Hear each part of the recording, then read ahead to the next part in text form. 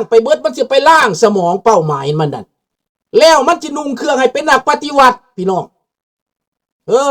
ให้เฮ็ดตามมันให้ปฏิพฤติตามมันให้ปฏิบัติตามมันพี่น้องประพฤติตามมันการกระทำของพวกมันนี้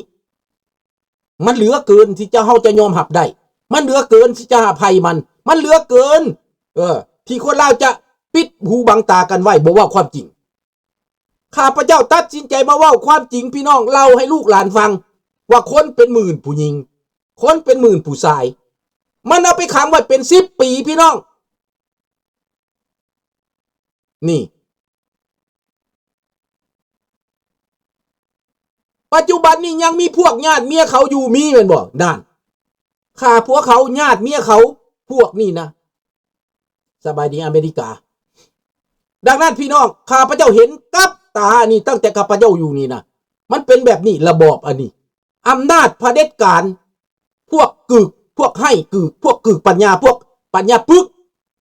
มันใส่คนพวกนี้เถื่อนเขาห้องว่าเถื่อนคนเถื่อนคนโหดคนเหี้ยมมันเข็นขาฮาวีมันจับกุมคุ้มขังมัดศอกแป้หลังมัดศอกแป้หลังเอาไปข่าไปแกงเอาไปทุบตีทรมานนี่การกระทำของมันเหตุแบบนี้ให้เจ้ายอมจำนนให้เจ้ายอมเสื่อมันฟังมันเสียอนาคตเท่าแก่อยู่ในอันนั้นดอนเท่าดอนนางตายไปย้อนอึดย้อนอยากตายไปย้อนไข่ยุงตายไปย้อนเจ็บท้องโรคอหิวาตายไปย้อนบ่มียาปัวหลายคนตายไปพี่น้องผู้รอดมาก็มาฮอดเวียงจันทร์แล้วตัวหนีเหลือแต่กระดูกก็มีมาตัวนี้ก็หลวงหลายพวกที่มาฮอดอเมริกามีคนออกจากดอนเท่าดอนนางข้าพเจ้าเห็นอาชีพที่มันเฮ็ดให้อยู่หั่นแม่นหยังเฮียนสารติบเข้าคนผู้ที่รอดมาจากศูนย์จากกันนาดอนเท่าดอนนางสารติบเข้าปิ่นเพราะว่าเฮียนน้ำหมู่ตัวเองเด้เฮียนสารติบเข้าเฮียนเฮ็ดแคนกับสารติบเข้าอาชีพของเราต้องสารติบเข้าเฮ็ดแคนบ่เท่านั้นที่อยู่ในป่านั้นเฮ็ดได้นะดังนั้นคนมันเสียพี่น้องอนาคตเสียความเจริญความก้าวหน้าการศึกษาบ่มีมันเอาไปปิดกั้นไว้เบิดโรงเรียนโดกๆกลายเป็นโรงเรียนห้างโรงเรียนลิเซ่กลายเป็นโรงเรียนห้างหากมาฟื้นคืนวางปี1990นี้คนจากต่างประเทศอดีตนักศึกษาเก่ากลับขึ้นไปเอาเงินไปบูรณะสร้างสาปัวแปลงขึ้นมาจังเป็นอุดมเวียงจันทร์พี่น้องอันนี้แหละมันเห็ดมาเอ้ยคันเสียวไปตอนนี้เด็กน้อยที่ว่าใส่ทรงขากิ๊ดนะใส่ขาขาวนะใส่โป้นะจักสิไปไว้ดอนไหนบ่มีดอนสิไว้เดี๋ยวนี้นะพวกติดยาพวกบ้าสังคมพวกภัยสังคมพวกเต้นกระเลาะกระล่องเด็กน้อย12-13 ปีกินเบียร์เมากระถึกนึกนองกินยาเมากระถึกนองจับไปจักสิไปไว้ดอนใดบ่มีดอนไว้เบิดแล้วบ่มีดอนสีไว้พี่น้องบ่มีดอนสีไว้นี่ดังนั้นพี่น้องมันวิปริตฆ่าผัวเขาเอาเมียเขาจับเขาไปเอาบ้านเขาเอาดินเอาดอนเขาเป็นพวกนี้แม่โจรหาห้อยเขามาปกครองพร้อมเดียวกันนั้นสถาปนาให้บักโฮจิมินห์เป็นพ่อเป็นแม่สถาปนาให้แก้วเป็นพ่อเป็นแม่สถาปนาบักไก่สอนเป็นเจ้าชีวิตเป็นพ่อเป็นแม่เป็นบรรพบุรุษคนลาวเฮามีหัวใจอยู่บ่ล่ะมีอยู่บ่หรือว่าตายแล้วคันมีหัวใจนะเขาว่ามันแม่นหรือบ่แม่นพี่น้องก็ฟังเอาให้ฟังเอามีหัวใจอยู่บ่พี่น้องคันมีหัวใจก็เว้าเด้อพี่น้องเด้อให้คิดเด้อว่ามันเป็นแนวใดอันนี้แหละข้าพเจ้าอยากให้พวกท่านได้เข้าใจนะว่ามันเกิดหยังขึ้นกับบ้านกับเมืองเฮา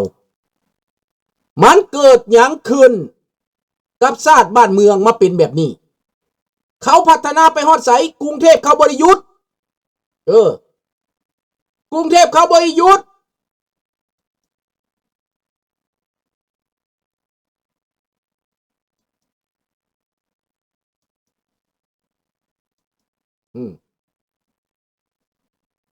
กรุงเทพเขาพัฒนาต่อเลยเขาก็มีเจริญแหละเห็นบ่คนก็เสริมการศึกษาต่อไปเลยแต่ก่อนคนลาวเก่งว่าภาษาเก่งมันมาตัดหากตัดตอนตัดโลนลงมา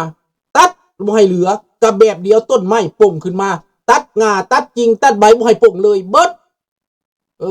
มันตัดหากถอนโคนมาฮอดต่างประเทศยังสินำมาข่ามาแกงอยู่ศูนย์หนองคายมาจูดศูนย์อพยพอีกมาจูดศูนย์อพยพจนบ่เหลือหยังส่งค่าคิงเสือค่าคิงใหม่เบิดหมอแหกแต่กระโปะใหม่เบิดน่าสมเพชเวทนา20 ปีต่อมา30 ปีต่อมาเดี๋ยวนี้กลับคืนไปไหวตีนบักโฮจิมินห์วับขึ้นไปไหวตีนบักไก่สอนพวกซาดหมาอีนาใหญ่อเมริกาอีซาดหมาข้าพเจ้าด่ามันหู้รถว่าข้าพเจ้าด่าไปอีซาดหมามันพานำทิมไปอีซาดหมามันเป็นหัวหน้าสถานีฟรีเอเชียพี่น้องอีซาดหมาอีสแตกหมาข้าพเจ้าด่ามันจากสถานีฟรีเอเชียจนในอิตาถ้ำมาแล้วยุบสถานีทิมมันบ่มีประโยชน์สถานีของฟรียุโรปเขาใส่ปากกระบอกเสียงฟรียุโรปอยู่ฝรั่งเศสข้าพเจ้าไปยามงฟรียุโรปเงินงบประมาณน้อยเดียวสถานีเฮือนน้อยๆหลังน้อยๆเขาตั้งให้ฝรั่งตั้งให้เขาห้องว่า Radio Free Europe บ่แม่น Radio France International เด้ Radio France International ก็ถูกลาวแดงไปแทรกแซงจนยุบซื่อๆเห็นบ่แต่ Radio Free Europe นั่นข้าพเจ้าไปบึงน้อยๆแต่ใช้ได้ประโยชน์ใช้ปากใช้เสียง Radio Free Europe ตัวนั้นเว้าหลายภาษาโปแลนด์ภาษารูมาเนียภาษายูเครนภาษาโซเวียตรัสเซียเว้าเบิดแต่เป็นข่าวเสรีแบบคือลุงสุนทราเว้านี่แหละสมัยนั้นมันบ่มี YouTube สมัยนั้นมันบ่มี Facebook มันต้องอาศัยที่วิทยุแต่ว่าเขาสามารถปลดปล่อยประเทศเขาได้โปแลนด์ถูกปลดปล่อยย้อนว่ามีสถานีฟรียุโรปแต่อีหานาใหญ่อันนี้อเมริกาลงทุน$10 ล้านลงทุน$10 ล้าน$20 ล้านสร้าง VOA ขึ้นมาเพื่อให้เว้าความจริงเพื่อโจมตีรัฐบาลเผด็จการแต่อีนาใหญ่มาคุมสถานีฟรีเอเชียบ่ให้เว้าไม่เตะต้องบ่ให้เว้าการเมืองอีนาใหญ่มันเดี๋ยวนี้มันแล่นไปเฉลิมฉลองรูปตีนเลียตีนบักโฮจิมินห์พี่น้องอีสันดานหมาอันนี้น่ะมันมาอยู่อเมริกาให้มันตายดับตายไว้มันตาย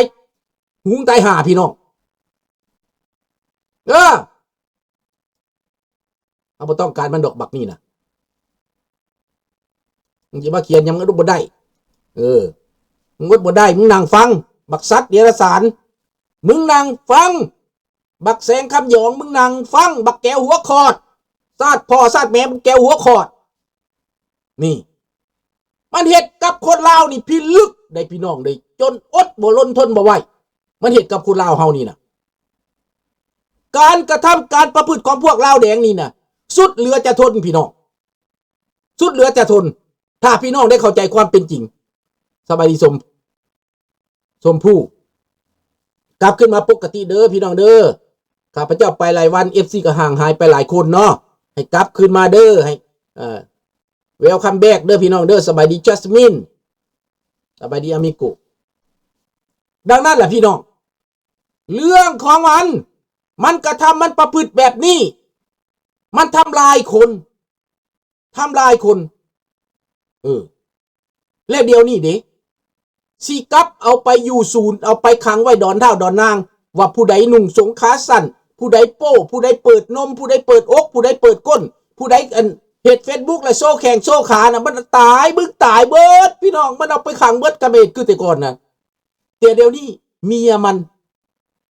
นก็เปิดก้นในคนเบิ่งเดี๋ยวนี้นะเมียมันมันบ่มีเงินเมียตำรวจเมียทหารปฏิวัติเปิดก้นในคนเบิ่งแลกเงินเดี๋ยวนี้ลูกเมียปฏิวัติเปิดก้นในคนเบิ่งแลกเงินพี่น้องนี่สวัสดีท่านประดิษฐ์ลูกสาวปฏิวัติเปิดก้นในคนเบิ่งเพราะว่าแลกเงินดอลลาร์เป็นอะไรล่ะดอนเท่าดอนนางมึงมีขังบ่บาทนี่นะงานใบกระท่อมงานใบซางานยาเคยาอียาบ้างานยาไอคักบลบาทนี่พวกทรราชพวกนี้ละคุณศาสตร์นี่เป็นแนวใดมึงสิขังไว้ใส่กระบ่มีบ่อนขังมันกว้างใหญ่ไพศาลคนนั่นมันหลายลวงหลายไพมากแก้ไขบ่ได้แล้วนี่เห็นบอกการกระทำมันสมัยก่อนพระจักรลาวบ่ได้เกี่ยวข้องเรื่องว่าคนนุงเรื่องจริงแหละนุงเขินนุงกว้างนุงใหญ่เพิ่นบ่ได้ว่าหยังเสรีภาพแต่เจ้าอย่าเป็นแม่จ้างเจ้าอย่าเป็นโสเภณีดังนั้นในยุคข้าพเจ้านี้เป็นยุคที่แสวงหาความรู้เป็นยุคที่คนอยากเฮียนอยากหำเป็นยุคที่ก้าวหน้า1960 67 68 69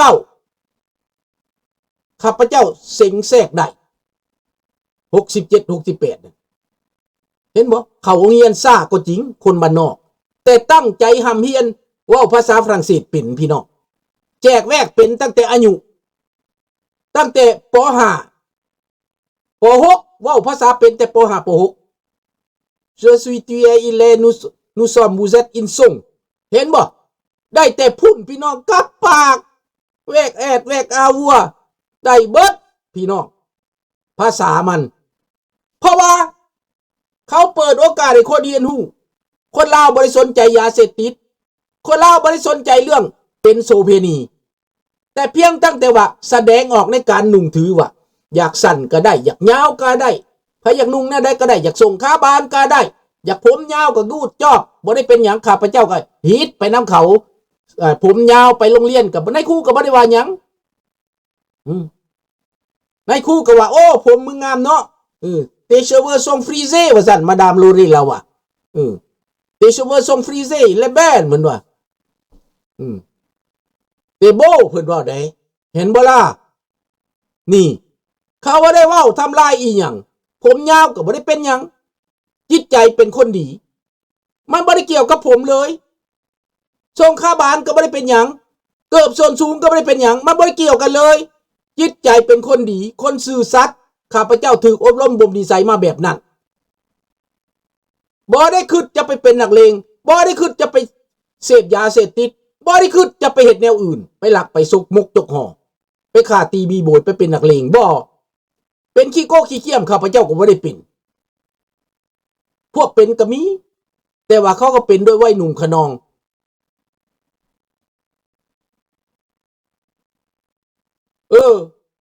แม่นแล้วแม่นแก้วไก่สอนพรหมวิหารตั้งให้มันเป็นหัวหน้าเสนาธิการสูงสุดนำเอากองทัพ5หน่วย2กองพันแม่นอันนั้นมัน 100% 1,000% รู้โพมันเอาแก้วเข้ามาบ้างประเทศลาวกับ 1,000% เดี๋ยวนี้มันจึงมาสถาปนาแก้วหั่นก็ย้อนอันนี้แหละและคนลาวบ่ทันตื่นคนลาวยังนอนบ่ตื่นได้